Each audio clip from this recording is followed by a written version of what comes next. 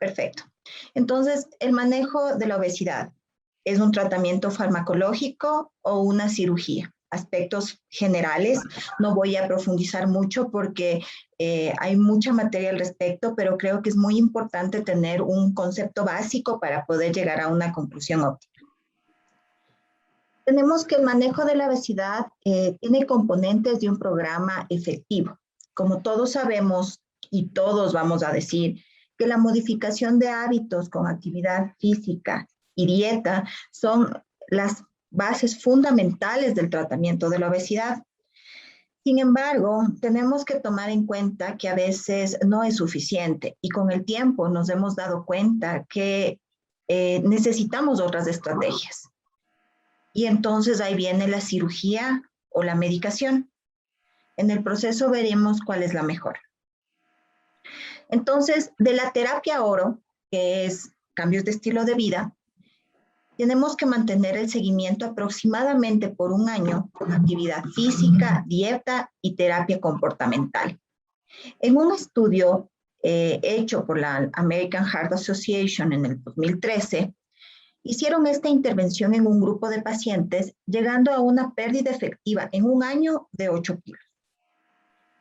Para esto se puede usar muchas estrategias, desde telemedicina, usar dispositivos estos de muñeca que ahora mira tu presión, cuántos pasos das al día, apps en el celular, también seguimiento continuo, pero para esta estrategia en realidad se usó un seguimiento por lo menos de 2 sesiones al mes con médicos especialistas y un conjunto de multidisciplinar para llegar a esa pérdida de peso de 8 kilos.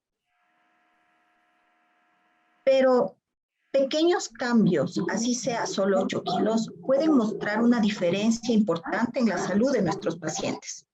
Por ejemplo, si pierdes el 3% de tu peso, frenas la progresión de prediabetes a diabetes, controlas tu colesterol, los triglicéridos, tienes un mejor control de tu presión arterial, disminuyes la estatosis hepática, sin número de estudios que Rose ya dijo de calidad de vida, mejoran los síntomas de incontinencia urinaria, de disfunción sexual, los scores de NASH medidos por biopsia mejoran mucho, la apnea y la hipopnea del sueño en el obeso mejora. Y finalmente, cuando ya llegas a tener una pérdida aproximadamente de un 15%, hay una reducción de eventos cardiovasculares, mortalidad y prevención de diabetes tipo 2 o la reviertes. Es por tanto que tenemos que tomar en cuenta que la mayoría de nuestros pacientes, al ver que están obesos, no acuden primero donde el médico. Adivinen qué. 9 de cada 10 van a infomerciales, van al internet, van a libros de autoayuda, a suplementos no comprobados para perder peso, programas comerciales para pérdida de peso, y estos pueden ser dañinos. Entonces, vemos que 1 de cada 10 en realidad busca guía médica para perder peso, y eso nos pone en desventaja ante una enfermedad que cobra muchas vidas cada año. Por lo que es necesario, como médicos de atención primaria, guiar al paciente a un buen tratamiento serio y multidisciplinar para pérdida de peso. Entonces, la medicalización de la pérdida de peso se ha vuelto un tabú, porque se ha abusado mucho de esta patología y finalmente lo que se ha hecho es que muchos medicamentos que no tienen mayor efecto en cambios de peso sean usados de manera común. Pero la medicación racional para pérdida de peso tiene que ir acompañada siempre con cambios de estilo de vida, siempre ver riesgo-beneficio, que tiene que perder peso de manera sostenida. Se tiene que ver que este medicamento tenga acción sobre la fisiopatología de la obesidad y además que si pierde peso con actividad física y cambio de dieta, la medicación le apoye a una pérdida de peso. Entonces, la Endocrine Society hizo un statement del manejo farmacológico de la obesidad. Estos fueron avances hasta el 2013. la obesidad debe ser tomada como una enfermedad crónica. Así como nosotros controlamos y queremos mejorar la presión alta, la diabetes y damos medicamentos para esto, la obesidad también tiene que ser vista como una enfermedad crónica que si no estamos teniendo efectos positivos en el cambio de estilo de vida, tal vez dar medicamentos para bajar el peso sea lo indicado. Para aceptar el uso de la medicación se debe hacer estudios en una población robusta. Es decir, medicamentos o sustancias que no tengan una aprobación adecuada y estudios adecuados no deben ser usados. Y hablaremos de estos en un futuro. Se debe correr un estudio de eficacia. ¿Qué significa esto? Que el producto disminuye el 5 al 10% de pérdida de peso versus cambios de estilo de vida. Si tú cambias de estilo de vida, no pierdes 5 al 10% de peso más con la medicación, es una medicación que no vale. Entonces, sí tenemos que tomar en cuenta el impacto de la medicina sobre la pérdida de peso. Y al menos debe haber una pérdida del 50% comparada con el placebo. Y siempre tomar en cuenta los efectos adversos. Las mejores prácticas médicas de la prescripción. Siempre hay que seguir lo indicado. Las indicaciones de un medicamento para pérdida de peso constan un índice de masa corporal de 30 o un índice de masa corporal de 27 con comorbilidades. Siempre hay que monitorear los efectos adversos de cada droga y mantener los cambios de estilo de vida. Hablar con los pacientes de los riesgos y los beneficios de usar las drogas para pérdida de peso. Y no hay una receta para todos los pacientes. Hay que individualizar. Como ustedes saben, en todas las patologías ahora individualizamos porque cada persona es diferente. En el lado derecho de su pantalla van a poder ver algunas ventajas y desventajas de las medicaciones de la pérdida de peso. En el Ecuador contamos con fentermina, topiramato, Orlistat, no tenemos naltrexona y bupropión y tampoco tenemos un GLP-1 como la liraglutida. No sé si ustedes pueden ver un circulito tachado, significa que es de la lorcaseína. Estas guías fueron hechas en el 2013, donde la lorcaseína todavía era un medicamento para el tratamiento de la obesidad. Sin embargo, en el 2019 se vio que aumentaba el riesgo de cáncer de páncreas, por lo cual se sacó del mercado. Otra medicación muy comúnmente usada y aprobada ya por la FDA es la semaglutida, que ha llegado a producir pérdidas de 37 libras en un periodo de 3 meses, que es muy prometedora y además es un tratamiento óptimo para la diabetes tipo 2. Lastimosamente no la tenemos en el Ecuador. Pero vamos a hablar un poquito de cada uno de ellos. La fentermina es un agente somatomimético que tiene efectos adversos como insomnio, aumento de la frecuencia cardíaca, boca seca, alteración del gusto, mareo, vómito, efectos gastrointestinales y fatiga. Una de las cosas más importantes de este medicamento es que puede ser usado máximo por 3 meses por sus efectos adversos colaterales a largo plazo, sobre todo en la frecuencia cardíaca. Y tiene una contraindicación más importante aún, que es si tienes hipertensión descontrolada, no uses fentermina, puedes producir alteraciones peores o descontrolar la enfermedad. Como ustedes ven al lado derecho de la pantalla, de nuevo, pueden ver que la pérdida de peso con fentermina entre 6 semanas es mucho mayor que del placebo, llegando más o menos a una pérdida sostenida de menos de 12 kilos en ese periodo de tiempo.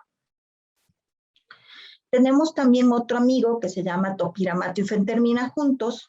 El topiramato, ustedes ya, la fentermina hablamos hace un minuto, pero el topiramato es un medicamento antimigrañoso y antiepiléptico.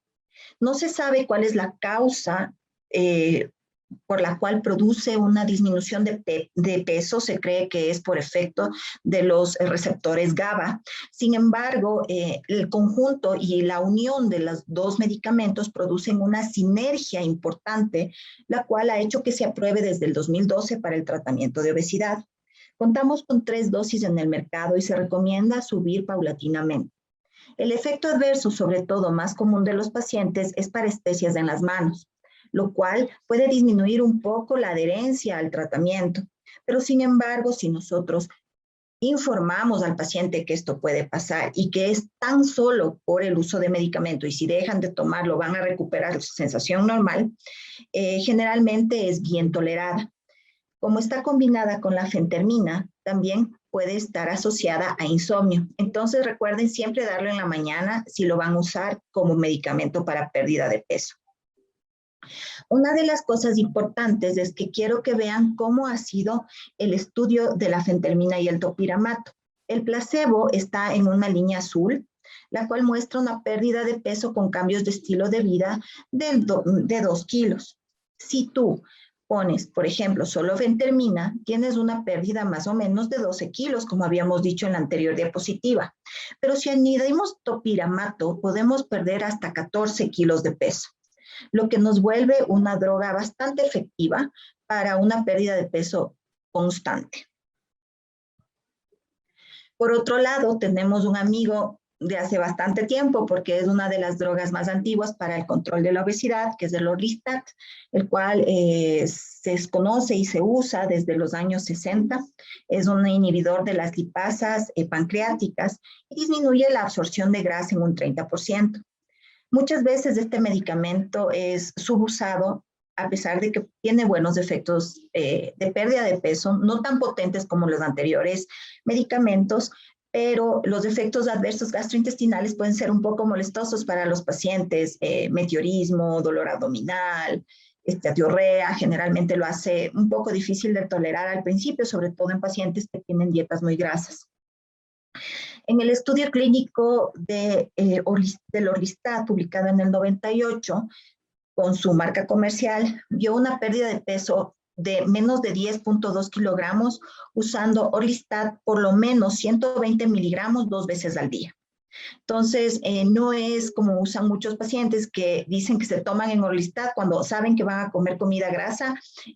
Ese no es un tratamiento para pérdida de peso. Un tratamiento para pérdida de peso es un uso constante, efectivo de una medicación a dosis adecuadas. Entonces, en esa parte hay que guiar a los pacientes también. Otra medicación que, como les dije al principio, no contamos en el Ecuador es la bupropión naltrexona. Es un antidepresivo unido con un antagonista opioide. Los efectos adversos son gastrointestinales, principalmente náusea, constipación, diarrea, vómito y mareo. Pero siempre hay que tener cuidado en esto de no dar en hipertensión descontrolada, y con el uso de otros antidepresivos puede aumentar los efectos adversos de esta droga. En el lado derecho también van a encontrar que la pérdida de peso con los dos medicamentos en el estudio CONTRAVE se pudo ver más efectiva cuando se unen los dos medicamentos. Y por otro lado tenemos unos fármacos que ahorita nos están cambiando un poco la perspectiva de cómo manejamos la diabetes, debido a que nos ha mostrado que, como dijo la doctora Rosana anteriormente, la obesidad es un proceso tan complejo que no solo necesita que se disminuya la cantidad de comida que ingerimos, sino también cambios en nuestra microbiota, en cómo nuestro cerebro recibe señales neurológicas. Los GLP-1 reconocidos para pérdida de peso actualmente son la liraglutida a dosis de 3 miligramos y la semaglutida de 1 miligramo. Estos hoy por hoy se usan también para el tratamiento de diabetes. Generalmente los efectos adversos son gastrointestinales, produciendo sensación de llenura, sensación de meteorismos, gases y distensión abdominal. Pero tiene muchos efectos positivos que se están estudiando, entre ellos protección cardiovascular y protección renal, que se vuelve muy llamativo en pacientes obesos y además diabéticos, y con daño renal o daño cardíaco. O sea, querer tratar un paciente de manera íntegra tal vez nos lleve a usar estos medicamentos para mejorar su calidad de vida. En el estudio de la liraglutida, se vio, por ejemplo, que con el uso de liraglutida 3 miligramos, con una dosis 2 veces al día de 3 miligramos, se vio una pérdida sostenida del peso de hasta 6.1%, que representaba en promedio en el estudio una pérdida de 15 a 18 kilogramos en un periodo de 4 meses. volviéndole algo muy atractivo para una pérdida de peso constante. Entonces, ¿cuál es la probabilidad de pérdida de peso? En este estudio hecho por Kerra en el 2016, mostró que, por ejemplo, tenemos una posibilidad de pérdida de peso con el placebo muy baja, y sin embargo, con otro medicamento como la liraglutida, la pérdida de peso puede ser mucho mayor con menos efectos adversos. El que más efectos adversos mostró fue el Orlistat por los gastrointestinales. Entonces, como podemos ver, no es solo pedirle al paciente que no coma, sino también si queremos una pérdida mayor de peso o potenciar su pérdida o evitar que gane de nuevo peso, tenemos que incentivarlo con el uso de medicamentos. ¿Cómo escoger la mejor droga para nuestros pacientes? Esto es muy importante, hay que individualizar. Primero, ver los efectos adversos. Luego, las contraindicaciones de cada uno. Preferencias del paciente, el costo y el acceso de los mismos, beneficios para otras comorbilidades y el conocimiento del profesional en el manejo de la droga. Por ejemplo, si tienes un paciente diabético, tal vez un GLP-1 le podría ir mucho mejor. Si tienes un paciente que tiende a deprimirse o que tiene un hábito tabáquico, se puede usar la bupropiona, naltrexona. Si tienes un paciente que tiene migrañas con mucha frecuencia y que no tiene hipertensión, podrías tomar topiramato. Y el Orlistat en un paciente que tenga estreñimiento le podría ir bien. Pero no todo es una receta para todos.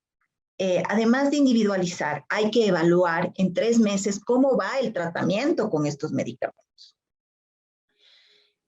Es muy importante también que sepan que si en 3 meses el paciente logra perder el 5% del peso extra, seguramente es el fármaco para él y deben continuar.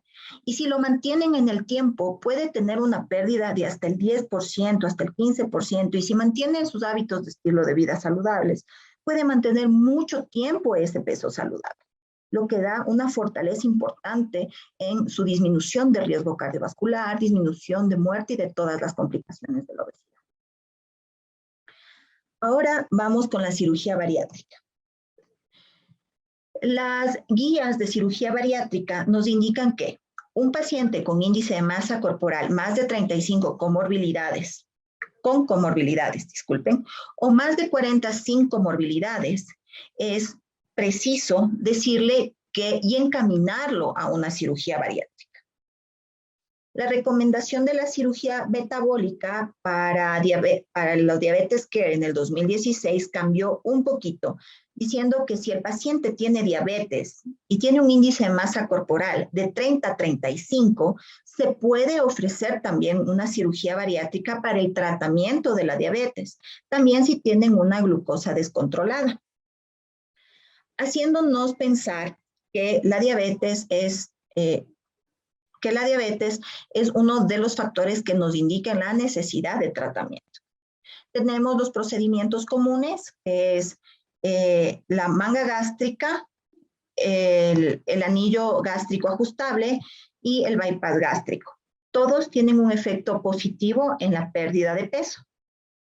Por otro lado, tenemos también que los efectos de la manga y del bypass gástrico se basan también en la fisiopatología de la obesidad, aumentando el GLP-1, el bypass gástrico y la manga disminuyendo la grelina. Pero también si tomamos una cirugía bariátrica, hay que tomar en cuenta que hay que suplementar posterior a hacerlo. En la manga hay mayor deficiencia de hierro y de vitamina B12, lo cual es necesario suplementar para mejorar la calidad de vida de nuestros pacientes.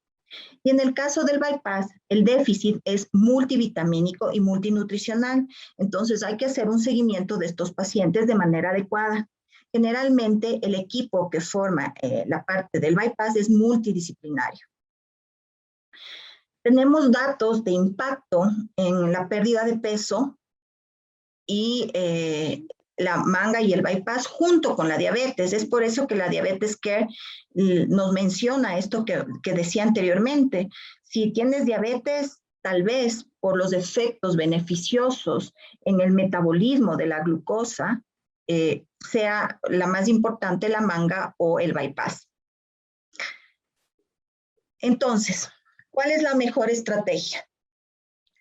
Yo creo que todas son buenas estrategias. Todas en conjunto forman una sinergia.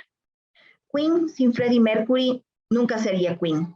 Arturito nunca sería igual con Citripio. Ni el café con pan nunca serían igual si va uno sin el otro. Entonces, un equipo multidisciplinar formado por el cirujano, el endocrinólogo, la nutricionista, el deportólogo, el psicólogo, el psiquiatra, el coaching, todos sirven para mejorar la calidad de vida del paciente. Nadie puede decir que es el único responsable de una pérdida sostenida de peso.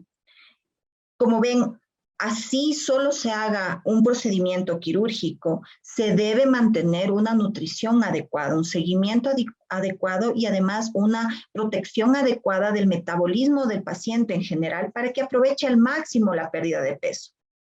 Hay muchos pacientes que, por ejemplo, solo se operan y nunca más regresan a controles teniendo poca pérdida de peso o una pérdida de peso no muy efectiva. Ahora, más que una sola estrategia, todos sumamos. Si tú cambias de estilo de vida, pierdes un 3% a un 5% de tu peso extra, máximo 8%. Si usas medicamentos, vas a llegar a perder del 5 al 10% o máximo hasta el 15% de tu peso extra. Pero si te haces una cirugía bariátrica, vas a perder más del 15% de tu peso extra, mejorando en total tu salud. Más aún si esta pérdida es mantenida, es mucho más importante para la salud que un corto periodo de tiempo. No olvidemos la importancia de tener un equipo multidisciplinar. Y esto sería todo de mi parte en esta noche y espero que cualquier duda solucionarla después de las siguientes conferencias. Muchas gracias.